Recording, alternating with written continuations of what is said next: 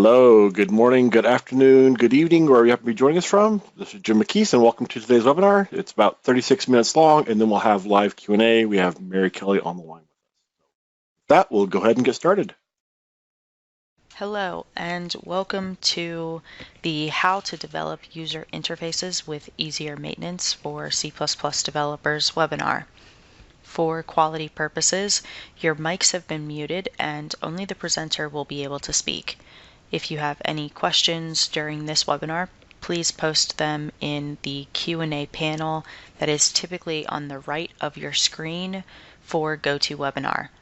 This webinar is also being recorded and will be available on the Embarcadero YouTube channel. You will get a link to the playback when it is available. My name is Mary Kelly, and I am a software consultant and C++ enthusiast here at Embarcadero Technologies. You can reach out to me with any questions or comments at mary.kelly@embarcadero.com. On our agenda today, we'll discuss UI design requirements, some of the challenges faced with updating and modernizing C++ UIs, and what makes the C++ Builder toolkit easy when updating your UI to take advantage of newer platform-specific features. One of the most interesting things in application development is user interface changes. We change our minds every day about what we like and what we don't like in apps, whether on desktops and laptops or on mobile devices. Most conversations that discuss UI also bring in UX, where UX design is focused on where to put a control like a button or a checkbox that makes it easier for a user to find. UI design, though, looks at how can I make someone want to press this button or this checkbox by making it visually appeasing. As engineers, we all have to embrace the idea that a well-designed user interface and experience can be the key to the success or failure of our products. If you've built an app that's based on a core functionality that your users have deemed necessary or as a need, then you're already halfway there. The interface of an application is how we connect with our users. By focusing on who uses the application and how they use it when designing your UI will make all the difference. Our users aren't static, and the ability to make slight variations to designs may become detrimental to building and maintaining your user base. The user interface describes the surface design of your app that your users interact with, and the easiest ways to engage with users is through consistency and personalization. There are countless ways to personalize the application experience via style changes on devices, things like dark and light themes, push notifications, and so much more. Branding in general sets you apart from the pack. It distinguishes whether someone will recognize you by way of your product or services, and it's not just the app experience or UX that people look at. It's the UI design of your logo, the graphics, and the brand colors, especially if you want to use that interface as a template for the rest of your brand. When users spend more time with your app, they're more likely to see the real benefit and value in your product for them and become part of your larger user base. Having a great visual design can also increase your users' trust in the application. It doesn't matter how awesome the idea is if it looks horrible and is impossibly difficult to use or figure out. And the cost to add features and redesign your application can cost you a small fortune, and keeping your UI up to date and the back-end code useful, not cluttered with inefficient code, makes it easier to maintain your apps moving forward. Now let's move into some design considerations for applications and what goes into that process. As we all know, C++ doesn't have a built-in GUI library, but that doesn't mean there can't be some considerations to take into account when writing back-end code and creating and designing an application in one language like C++. Everything stems from knowing who your users are, understanding their needs, goals, and preferences. There are many things to consider when designing applications, so I've chosen to lay out a few of the common things to think about when designing with your users in mind. When designing applications, you don't just push elements around the screen till they work. You prototype your views by laying it out on a device, whether on paper or on a device simulator. Designers should ensure that both the graphic elements and the terminology are maintained across the similar platforms. By using common elements in your UI, your users will feel more comfortable and are able to get things done more quickly. It's also important to create patterns in your layouts and in your design throughout the entire application to help facilitate that efficiency and ease of use. Because once a user learns how to do something, they should be able to transfer that skill to other parts of the app or to a desktop, mobile, or web client. The idea behind most applications is to make it intuitive enough so that your users don't constantly need to question the process to complete a task, and if they make a mistake, make it easy to go back and restart or alter information. For formatting target screens, this may not sound like something all too difficult when you think about layouts and utilizing padding or anchors and such. Knowing your users and the type of application you're designing for makes all the difference. You want to make sure that the information fits in the screen of the device you deploy to. If you design the app for a large screen, make sure that the contents are formatted for smaller screens and that the application doesn't look too cluttered or too bare. What happens when you turn the screen horizontal? How does that change your formatting? If you're working on a mobile application, think of how you hold your phone. Left or right hand, most likely vertically. Users may not have both hands available, so using their thumbs to tap a button or scroll on the form. If that button is consistently in the top left or right hand corner of the screen, not only is it awkwardly designed, but it could cause a user to consistently drop their phone when utilizing your app. When users click or tap on UI controls, make sure they're sized large enough that the users can actually hit the target control. App design isn't the time to mess around with funky fonts and tiny text size, so keep it legible and easy to read without squinting or zooming. And make sure that any images you provide are the highest resolution you can make them. The screen resolution might be different on each platform and device. If you are or have plans for designing mobile applications, just be sure not to expect a complete replication of your desktop application to work on a mobile device. It is really common, if you're used to desktop application design, to use too many controls when designing mobile UIs. Also vice versa, if you try to follow desktop design for mobile, you may end up with too much white space and a non-functional mobile application.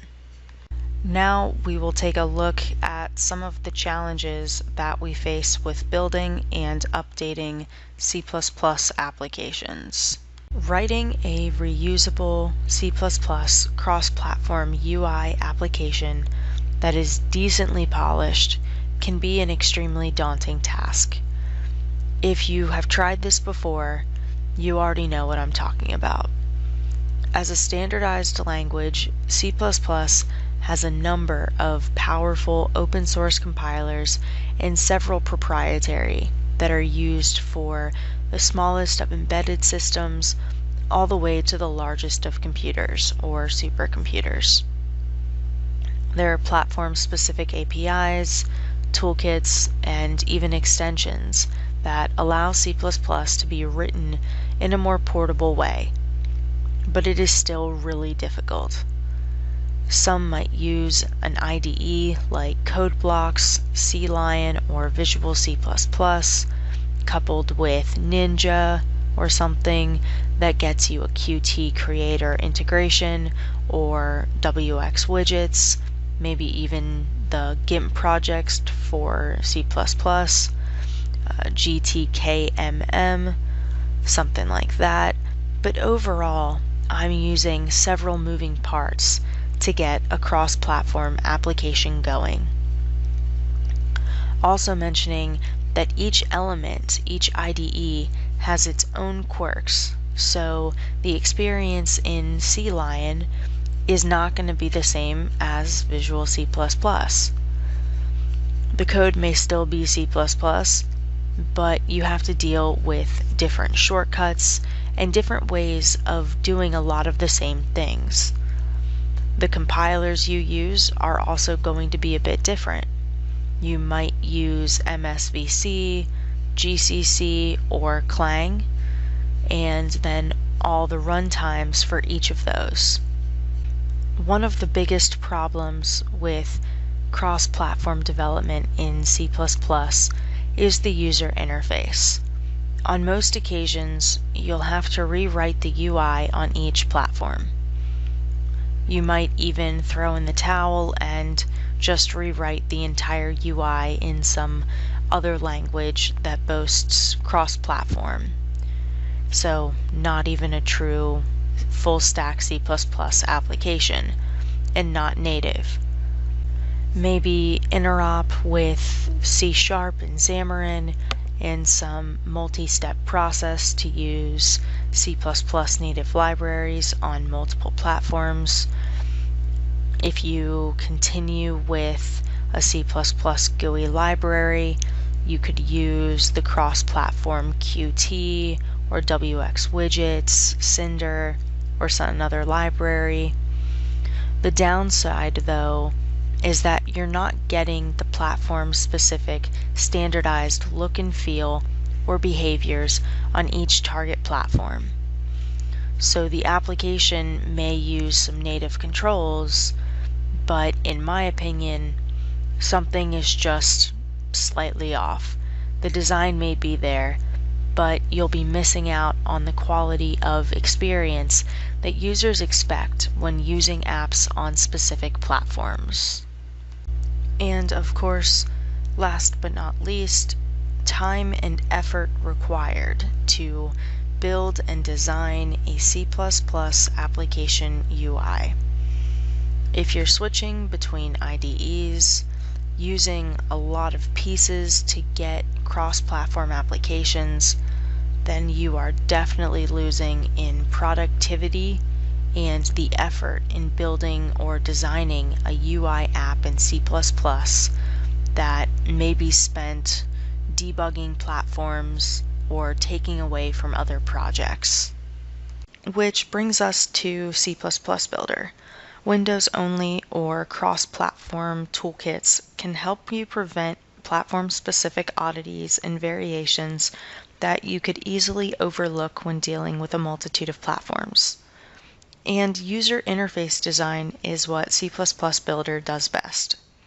C++ Builder is a multi-platform C++ IDE and development suite with powerful libraries for designing GPU-powered, stylable, and easy to customize applications with built-in database and REST JSON frameworks in a rapid application development environment with even more frameworks and extensions that accelerate your development time.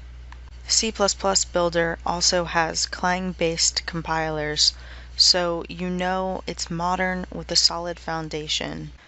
C++Builder has two frameworks: the VCL, or Visual Component Library, that supports native Windows-only 32 and 64-bit platforms, and our FMX, or FireMonkey framework, that supports Windows 32 and 64, Mac OS, Android, and iOS. So you get one IDE, two frameworks, and 5 compilers where you share the same sets of behaviors, so there's less of a learning curve. First, we'll get started with C++Builder's native UI designer for Windows. VCL has been around for a long time, but continues to provide the same powerful and complete framework. And it's fairly unparalleled for Windows components. I'd say the closest thing to it is WX widgets, and I find I can only use those for fairly simple UIs. VCL is a modern, comprehensive solution that is continuously upgraded by Embarcadero. It isn't open sourced, so you know that it's going to be up to date with the latest IDE offerings, unlike some libraries out there. It also has a very smooth migration path, since most of the existing code will still work when you move to newer VCL versions and the latest version of Windows, such as Windows 10. It has support for the classic COM and WinRT APIs, with components for each API, so you have the ability to use out-of-the-box components to target the API as well as writing it in and code. Welcome to We have the How controls to that Develop give you User the Interfaces with Windows Easier 10 Maintenance user for C++ interface, Developers but since they're webinar. already built on For top quality of the VCL purposes, components, your mics have been your muted and only applications the can run on Windows 7 as well, so your customers won't be left out if they haven't made the move to Win 10 yet. And having custom styling gives you the capability to design your applications for Windows 10 and, say, deploy that interface and experience to older versions of Windows like Windows 7. VCL styles allow you to change the styles of VCL controls, kind of like themes for Windows. The controls are made up of parts and states, so when you apply styles, you need to know that there are different parts and states to make up each control. You can change your styles for any project just by going to Project, Options, Application, and Appearance. You may never need to port your Windows application to Mac, Android, or iOS, but at least you know you can. With FMX, you can build applications with the same backend and a form for them all. In this section, I will go over some styles and layouts that make C++Builder and FMX really powerful across all platforms. FireMonkey is a cross-platform UI framework that is GPU accelerated, making it very fast and easily styled. One of the cool things about FireMonkey is that you can always get under the hood if you need to, so it is really customizable, providing access to some native controls for the real look and feel and behaviors present on several platforms.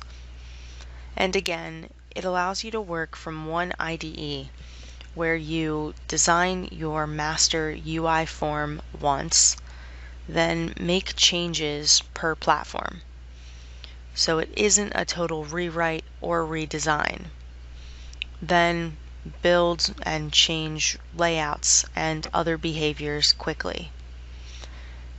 If you want an application to run on multiple platforms, like having Windows and iOS, instead of rewriting or having to redesign the entire form, FireMonkey allows you to connect all the components and events together and then modify the UI, including the layouts or controls, based on each platform.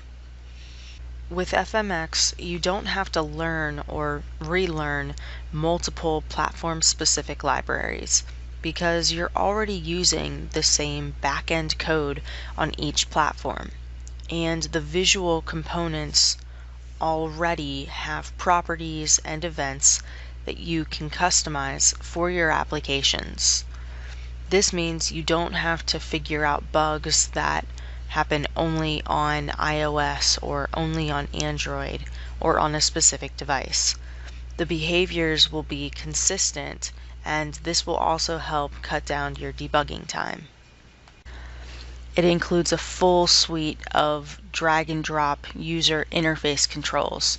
So you can select from buttons, menus, texts, combo boxes, tables, tabs, panels, and so much more to design your user interface. Again, the controls are fully customizable and can be styled to your liking. FireUI MultiDevice Designer makes it easier to create an application with a shared master form and then having specific views for each platform, as I mentioned earlier.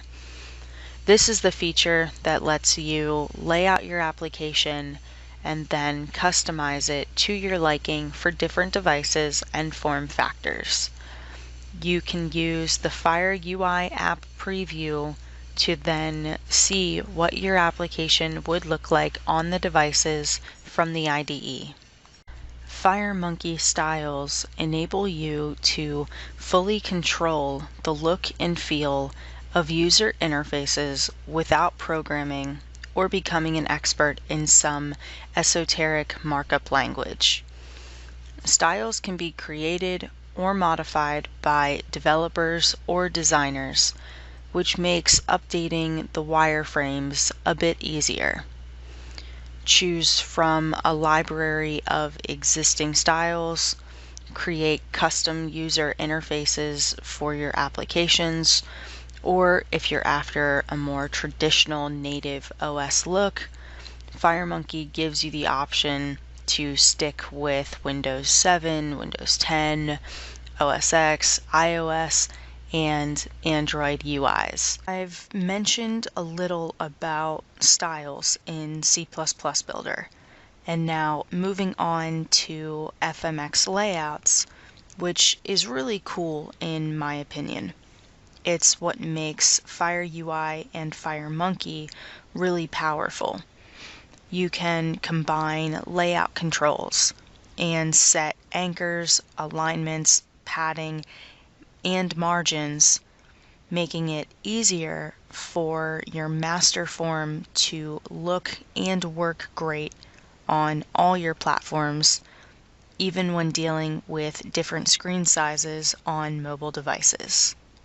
Now, I'm only going to mention a little bit about each of the layout features.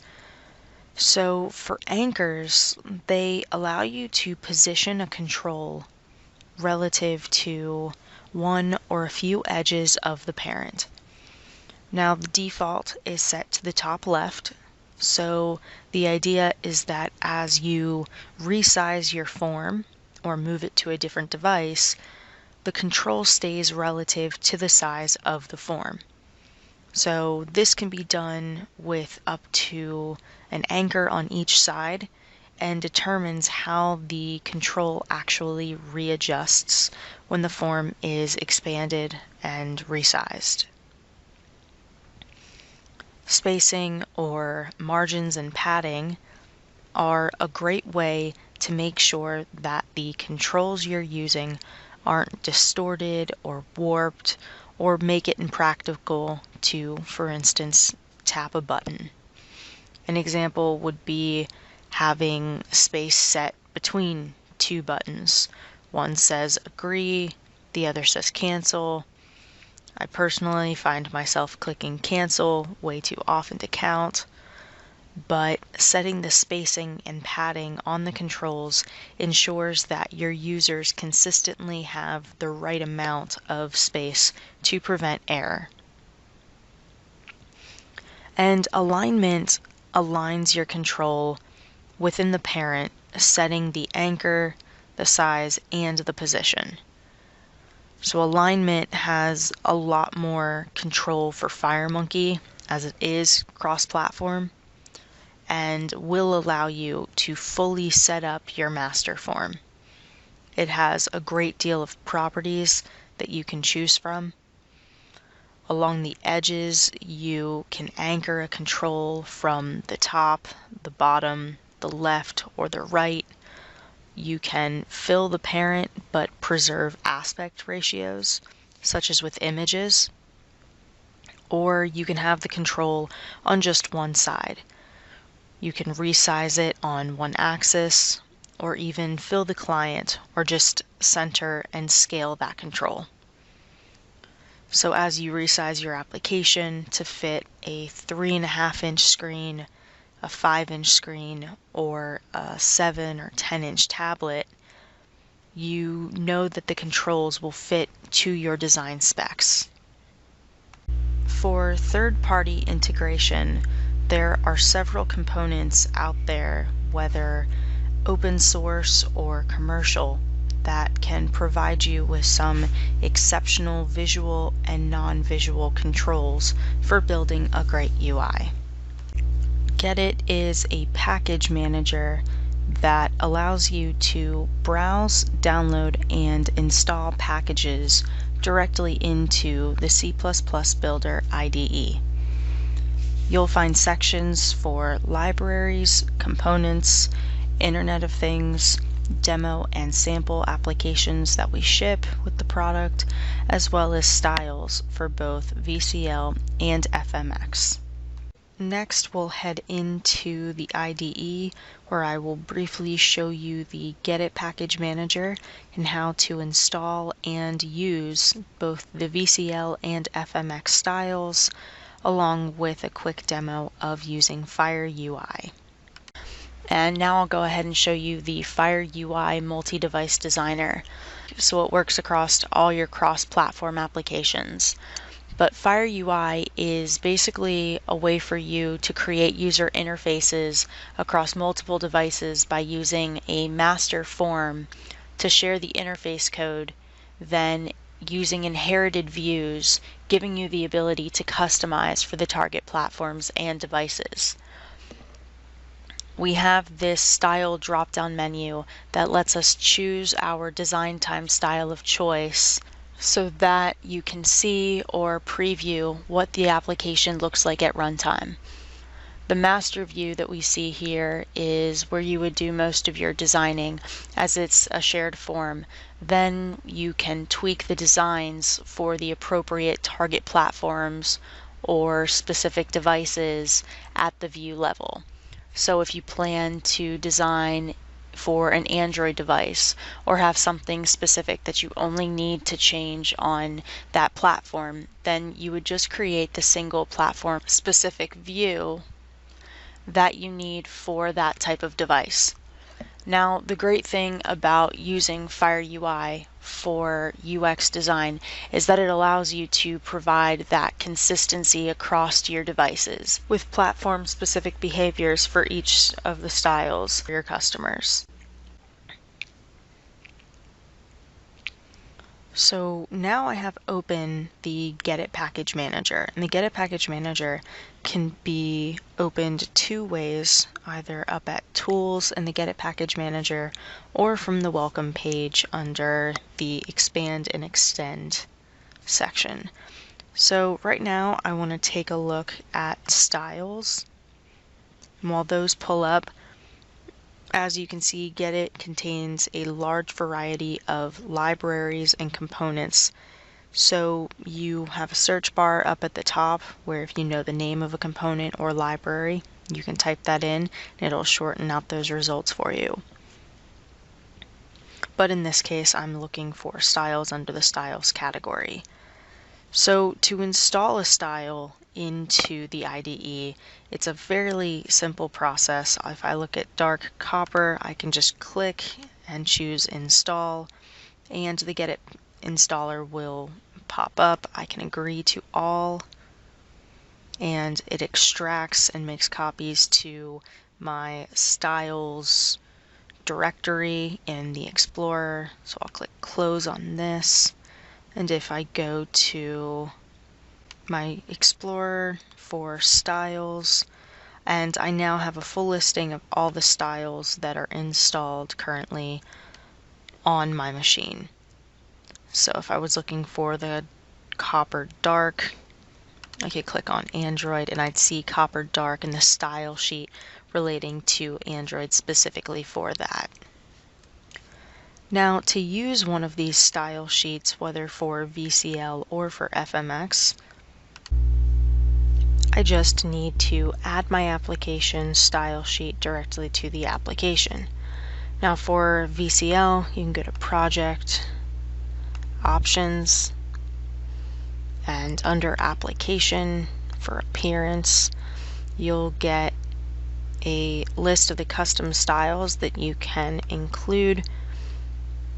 And in this case, I wanted the Windows 10. Maybe I'm looking for the Windows 10 Dark specifically, or any of the additional styles that I've added in, maybe the Aqua Slate 2, and then choose the default style that I'd like. In this case, I'll choose the Windows 10 Dark theme, saving that. It will pull up the Windows 10 Dark theme at runtime. So now my application looks Windows 10 and it's following the dark themed styling. Choose my inner base to go application. I can then, for FMX, add in a style book. And clicking on the Form 1, can scroll down to my style book and choose the style book for my application. Go back to my style book control, double click, and then add a style that I want for my application in the FMX style designer. Now let's say I'm looking for the aqua graphite. I can go over and choose to apply and save this style. Going back to my main form, I now have a main form that is in the aqua slate, that's in the aqua graphite. I now have my main application in the aqua graphite for the styling. When working with the custom styles though, just make sure that you have a view for each style, including the master view. And you can switch to each of your created views, select the T-Style Book component on that view, and load the custom styles related to that platform. Developing your UI with a component-based approach like C++Builder will go a long way in making your design and development processes more efficient and easier to maintain. This sort of approach facilitates reuse of components and provides you with the source code necessary in the requirements and design process. Using C++Builder accelerates your overall time to market and sets you up to deliver seamless application experiences and UIs across all platforms. You can optimize your development cycle by spending less time defining the application functionality and user experience. As you work through your definitions, you can reference a component as the baseline for that requirement and then only have to spend time defining that business logic. For most of us, time is money, and deadlines move quick. The phrase lost in translation can occur when a visual design is handed over to a development team for implementation and something goes wrong. The app interface has hooks that aren't proportioned properly and misaligned. A component-based framework approach, like VCL or FMX, creates and leverages a library of approved components and designs, aligning your team or teams with a focus on your users and their experiences.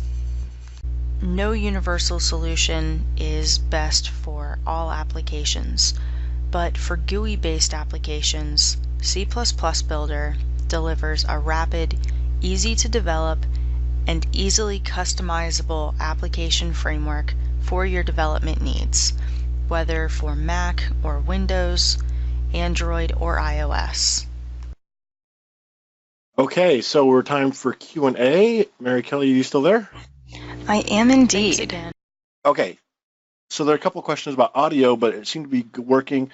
There was a question here about the FireUI preview in Google Play Store, which apparently it was removed for some reason, and they're looking at why and trying to get something to be up. But you can still build it from code, which ships with the code. And how is C++ Builder different than Qt platform?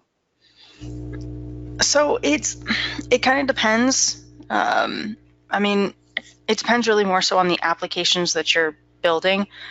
I mean, obviously, cross-platform, things like that. If you're looking for native style, they've got some native widgets. We've got some native widgets and things like that. And it's really more so kind of how coupled, in my opinion, as I've used Qt a little bit. I'm not going to claim to be the expert on Qt because I learn something new about it every day. But in my opinion, it's mostly based on the fact that our just sort of overall C++ Builder, the platforms that you have, we provide you with as many kind of widgets or components as we possibly can, and we really customize it for you so that you can sort of go through sort of the process of designing an application, building an application, and everything can be done from directly within one platform. You don't have to go utilize, like I said in the video, you don't have to install, Visual C++ just to be able to get something, and then, you can integrate in with Qt, with the Qt creator, and you can create the visual applications. So it just kind of allows you to have everything in one place at one time so that you don't have to go through a lot of those extra processes. All right, the next question, I mentioned the difference between UI and UX. Is there more information on UX anywhere to find? There's lots of information on UX, not only just relating to C++ Builder, but just in general in the world of programming. Our product manager for C++ Builder, David Millington, he recently did a kind of a 3-part blog series all about how you can upgrade and sort of customize a user experience and things like that. And you can find on the Embarcadero blogs. So just go to our community site and you can find all of that information. And also just in general, we've done a couple of webinars. I've done a webinar on UX with mobile and IoT. Our product manager, Serena DuPont, she's done several on UX and integrating that across all the platforms with, FMX specific features, so like multi-view and things like that. There's a question here on when will C++ Builder fully support or bring full support to Linux. That is a question that would be for our product management team. I believe it's something that we're working on, so it's on our roadmap, but I couldn't give you an actual time and date. All right, I've got a question here on creating and embedding applications with open source OS. So if it follows the platforms that we deploy out to, it's going to be we deploy to each of the platforms that we specifically discussed. Jim, if you happen to have a mic available, you might know a little bit more about this. But it's, at least you can specifically deploy to each of the platforms that we actively support. On specifically looking at Linux, you can feel free to send either an email to myself or also to our PM for C++, David Millington. So it's just going to be david.millington@embarcadero.com. And, questions and things like that, that always kind of helps our process to get the features and platforms that you're specifically looking for to deploy to out a little bit faster. So I've got one question on, with everyone trying to bring the next great UI tool, we can easily get lost when it comes to choosing the right tool. Why should I prefer C++Builder over a great tool like Flask, for example? Note, I'm not a C++ developer. Well, that's okay. I won't hold the C++ developer against you. It's okay. You could tell me you're into Delphi or something like that, and I'm still going to feel for you. So when it comes to products and languages and things like that that you're specifically working with a UI, obviously every project that you build, there's not going to be one perfect solution for everything. But when it comes to CPuilder for myself, I've used Visual C++, I've used C# with Xamarin to be able to create my forms and things like that. And for me, I always come back to CPuilder just because of the fact that it's very intuitive for me to go in. I know where all the products are, and I know that the support that I'm getting from Embarcadero, even though, yes, I do work for Embarcadero, even though I'm getting the support that I need, or I can get all the support that I need, and I'm able to really go kind of, as I mentioned, under the hood, and I'm able to customize everything for what I need, for what my users specifically are looking for. So then I'm not only just able to create a great UI that looks nice, obviously with styles, I can go in and completely customize everything myself. I don't have to sit around and wait for the newest VCL or FMX styles to come out. I can just go into the style designer or even the bitmap designer, and I'm able to go through and design exactly what it is that I'm looking for, and I'm able to I don't have to worry about my underlying code. I'm able to literally abstract it enough where I can design everything all from one IDE, and I don't have to worry about all those other, kind of plugins and things like that, and making sure that everything else-wise is up to date. And Jim could mention this even more so, our technology partners, so all of our third-party components and things like that, they're pretty quick to update and upgrade their components as well. So if we have a new product release, they tend to be either like same day or possibly the next day of releasing support for the newest IDE update that we've provided. Yes, so I'm not familiar with Flask. I was just looking at the webpage for it, but one thing I found specifically is that the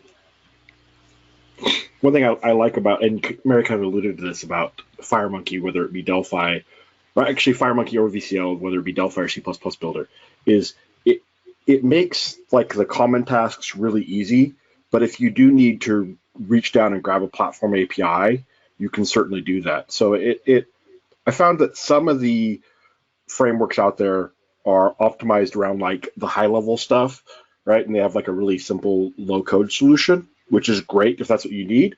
But occasionally you need to do something more involved, and frequently those other solutions, you'll have to have two sets of tools you're using, right? One for the high level productive stuff, and another one that you use when you need to be reach down and, like I say, touch the metal, right? Grab platform APIs, do something crazy, something that requires a lot of good performance.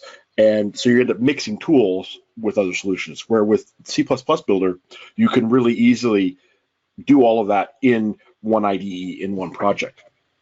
So you can reach and grab Android-specific APIs on Android, iOS-specific APIs on iOS, Mac OS, Windows, etc. There was a question here about building open source apps with open source. So we have recently updated to C++ 17 standard, and we have CMake support and stuff like that. All the standards for being able to build libraries. So most open source libraries can be built and used with C++ Builder fine, as long for like libraries. If you're, I don't know if you could use like Qt with C++ Builder or some other replacement GUI framework. In theory, you probably could. I have not tried it. I don't know why you'd want to. So I think the only thing that you'd really be able to do with like the Qt design, I mean, when you look at the component and the frameworks that we have within each of our, or the components within the frameworks that we have, and then you try to install Qt sort of on top of that, you're obviously, I mean, you could write would basically be by purchase, C++ Builder, or use C++ Builder to build a console application, and then use Qt Creator outside of that. That would be the only reason I would think somebody would need that. But no, we don't have integration with Qt Creator. Yeah. Here's a question about how it compares with Xamarin. So I used to use Xamarin a while ago, and I've tried to pay attention to where they're at and what they're doing. One thing is if you go to their website, their tutorials talk about that if you're building a multi-device application for iOS and Android, they recommend having 3 projects. You're going to have an Android project and a iOS project, and then another project that's the shared code that you share between the two of them. And so you're going to build your Android UI once, and then you're going to build your iOS UI separately and try and get them looking roughly the same. And then you're going to write all the operation code, the meat and potatoes of your application in that third project, and then share that code between the 2 applications. So what you have is an issue where you're creating your UI multiple times, and also you have things split into multiple projects. Now, they recently introduced something called Xamarin Forms, and I see the marketing stuff is like talks about it a lot, but I don't see anybody using it. Their tutorials say, yeah, this is the best way to do it with 3 projects, but you can also use Xamarin Forms, and they'll have like a little bit about that. So I've not used Xamarin Forms yet, and it may be better than my understanding is, but from what I've seen, it doesn't seem to be. It's one of those things that looks great in marketing, but not so much in practice. A while back, I had an experience where I was going to talk to somebody, a potential customer, and he was in charge of a large team of C# builders or C# developers, and their boss came in and said, "Hey, we want to build a mobile app." And he's like, "Okay, well, Xamarin is C# for mobile apps, so I'll go ahead and take a look at Xamarin." He gave himself a month, and he went to build a simple REST client that just connected to one of the company's REST services. Really simple interface. Grab some data, display it in a form on his iPhone. And he was like 3 weeks in, and he was just getting really frustrated with it. And I was talking to him. I said, I could connect to your REST service and deploy an app in 5 minutes. He's like, no way. And I hadn't done it before in 5 minutes, but I was pretty sure I could do it in close to 5 minutes. And I think it actually ended up being about 6 minutes because I spent a lot of time explaining what I was doing. But it's just really, really easy, way more productive with FireMonkey for that sort of thing than with Xamarin. So anyway, he was really impressed with that and surprised. He was actually taking pictures as it was going and wanted to show them to his boss. So it really just is a much more productive. And that's the thing I like about it, and I realize I'm rambling now, but it's very productive, but it gives you the ability to do those really specific platform things as well. So you have that full range of possibilities open to you when using C++ Builder. So it says roadmap says Linux server, does not say client applications with GUIs. That's correct. There is FMX Linux, which is a third-party add-on that adds GUI support for desktop applications right now, and you can get that and do it. It's for Delphi, GUI applications on Linux. In theory, I would expect that they will update that for C++ server side. But right now, that's your best option. You could certainly do it from yourself from scratch if you wanted to as well. That's one thing I like to point out is people are like, oh, but I don't want to buy a tech partner solution. I want it in the box. Well, they built that using the same tools you have. So you could do the work they did and get there with what's in the box. But what you're doing when you license a tech partner solution is you're getting their everything they've added. They're saving you time. iOS 12.2. Oh, so let me look. When I'm looking at iOS 12.2, the styles, FMX Premium styles, are available through Get It now, not through registered user downloads. We're actually going to a whole new system to replace Code Central and registered user downloads, and we're moving a lot of the stuff into Get It. So if you go to Tools in the IDE, Get It Package Manager, you can find the FMX Premium styles and a lot more there available in Get It for you. Especially if you're on Rio. Rio's got Rio 10.2.1 had a lot of new styles. Yeah, we just released, I think, what was it, 15 new styles, like 10 for VCL and another 5 or something for FMX, and plus all the ones that are specifically from Rio FMX Premium styles, you'll see them just updated and they'll be automatically updated to work with Rio, so you won't actually have to do any additional work there. So I'll put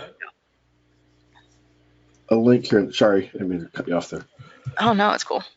We have a page on the Doc Wiki called Platform Statuses, and if you go there, it will tell you what versions of what each thing supports. And so iOS 10.3 Rio supports through iOS 10.3. So interestingly, it's 10.3 Rio and iOS 10.3. Is there 12.2?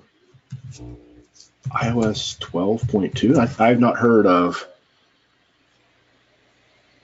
It's expected. So in the past, we've had updates right away for the new version of iOS as it comes out. So I would suspect it will be on there. Let's see what the roadmap says.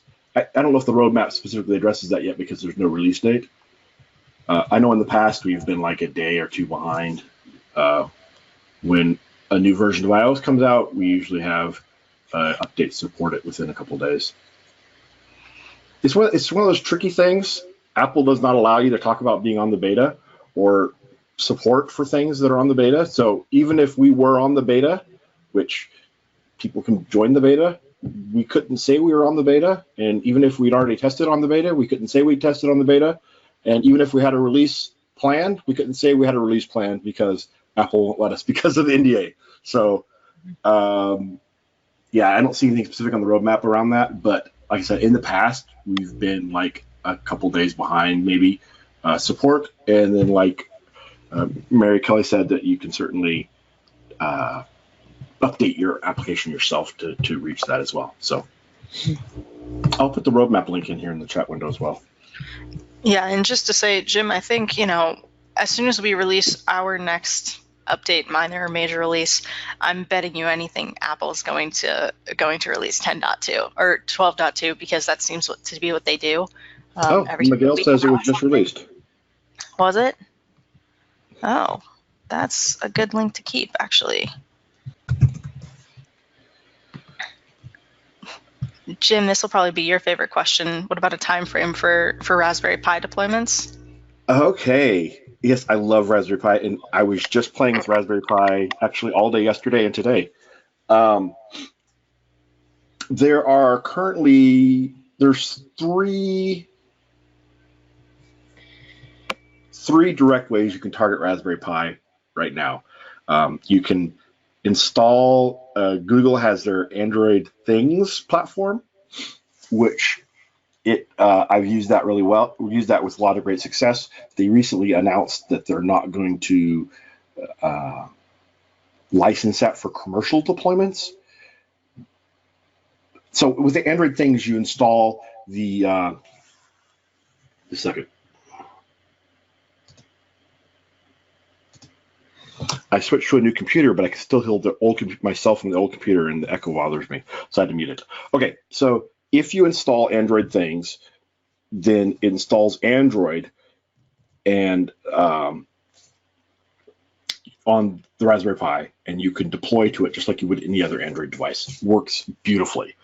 But like I said, Google just announced that they're not going to license Android Things for commercial deployment. You can only use it for personal, up to 100 devices. Now, if you're wanting to do something in-house, I'm not sure how they classify commercial, if it's like, something you're doing externally, right? So like if it's something, I think that it means that you cannot deploy it to a third party. But if it's something you're deploying in-house, you can have up to 100 devices connected through your as a personal deployment, which in my mind, 100 devices seems like not something that an individual would do just for fun. The other option is there's it used to be called Real-Time Android, RT Android, but now it's called Emterra, EMTERRIA OS. And they have a version of Android that installs on the Raspberry Pi. And I'd used that in the past, and I was looking at that just yesterday and today, and I'm running into a couple slight snags. I'm not sure what the issue is.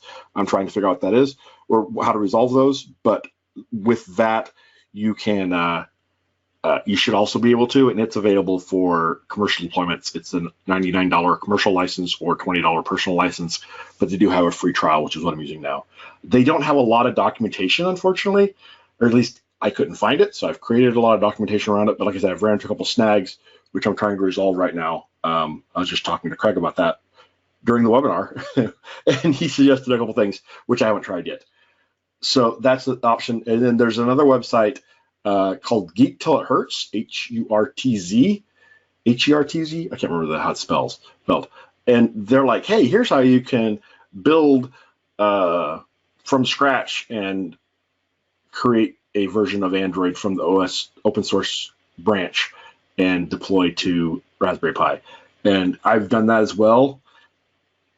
I've found that it wasn't as reliable as one of the other two options, but that's certainly something as well, especially if you're the kind of person that likes to get down and do it yourself, get your hands dirty type of thing, which that's me. But I find that when I recommend those sort of solutions, people are like, that's not the right way to do it. I'm like, okay, fine. So that's why I'm trying to get it work with Embarcadero. But the Android things works fantastic. You can deploy to that no problem. But like I said, it's not officially licensed for commercial release. And they also, Google recommends not to use the Raspberry Pi because it's not a secure platform and not very performant. They have another platform they recommend that's similar to the Raspberry Pi. And there's actually a lot of other devices that are in the similar ballpark to Raspberry Pi, but that you can totally reach much easier with C++ Builder. Up to which version of Xcode can I use with 10.2.1? So that platform statuses page, which I just posted, says what version of Xcode you can use with, at least I think it does. I'm looking at it right now. Oh, so I was reading this page wrong. If you go to the platform statuses page, it says Rio supports iOS 12. Oh, man, I'm having a bad day. Yeah, iOS 12 is supported by Rio 10.3, and David I said he's using it and it works as well. I don't see whether it says what version of Xcode it works with it, but yeah, you could try it and see. Xcode. I mean, I just Googled it, and Serena did a blog post that said that C++ Builder 10.2.1 utilized Xcode 8.2.x, 8.3.2, and the rest of 8 and I guess 9.0. But that was it for supported Xcode versions. So. Okay. Yeah. So David said he's using Xcode 9.4.1 with 10.2, and it's working fine. So you can try it. Your mileage may vary. If it works, let us know.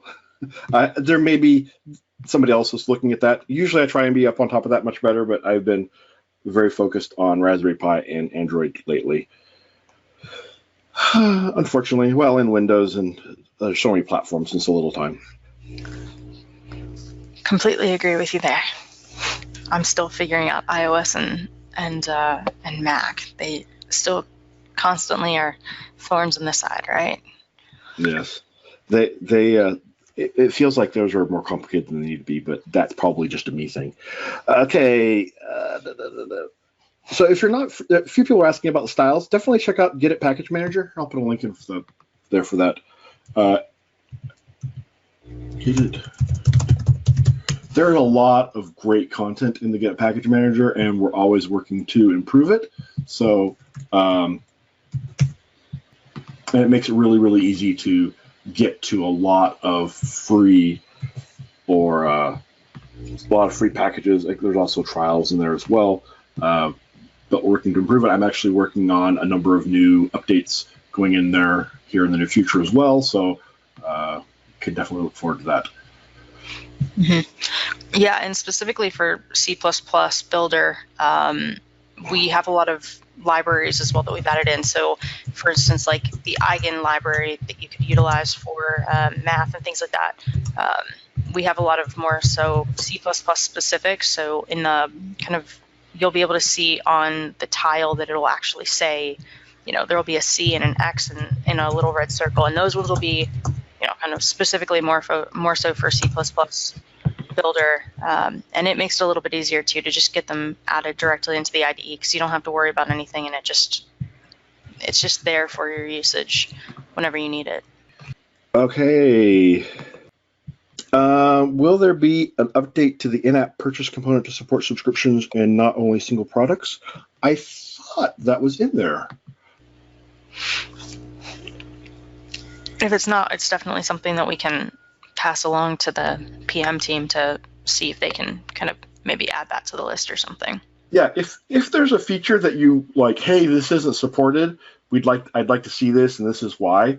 If you can add that, go to quality.embarcadero.com and add it as a feature request. They go through those fairly frequently, and then as releases become, they go through them a lot more often, and that's where they get the ideas of what needs to be added. Plus, we do our annual developer survey, and it's a great place to say, I need Raspberry Pi support, and you can put that in there as well. So that's the two things that drives roadmap for product management, is what people are putting on the survey and what feature requests people are putting in quality.embarcadero.com. Likewise, if you encounter bugs, put those into quality.embarcadero.com and watch that to see where what needs to be taken care of. So, do you have a listing for C++ Builder for the apps with small profit or non-profit? So, licensing. So we do have a C++ Builder Community Edition, which is awesome. So we have a Delphi and C++ Builder Community Edition. And I'll get the link for it here. That it's the same features as Pro, Delphi Pro or C++ Builder Pro, but you can't install both C++ Builder and Delphi Community Edition at the same time. And you have a revenue limit. So if you are completely a hobbyist or nonprofit or whatever, then it probably work for you.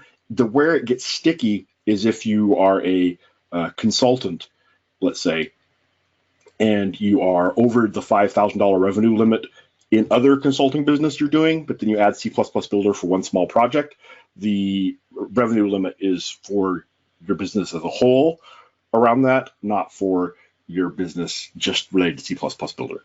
But if you are, let's say, a occupational developer, right? So you're a scientist and you're doing some genetic engineering and making $500,000 a year as a genetic engineer, and you want to add some C++ Builder code in there to make your creations more intelligent or connect them to artificial intelligence or whatever it is, then if I understand it correctly, look at the license, talk to a lawyer, talk to sales, then you're okay because it's not development-related income.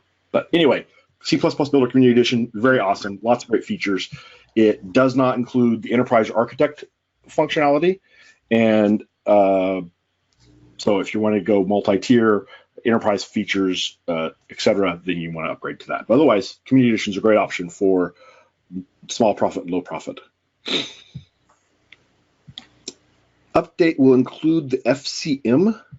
Yes, Community Edition supports mobile. Community Edition supports local databases, so non-remote databases. So for the local database, Interbase, local MySQL, no, not MySQL, local SQLite, embedded desktop databases.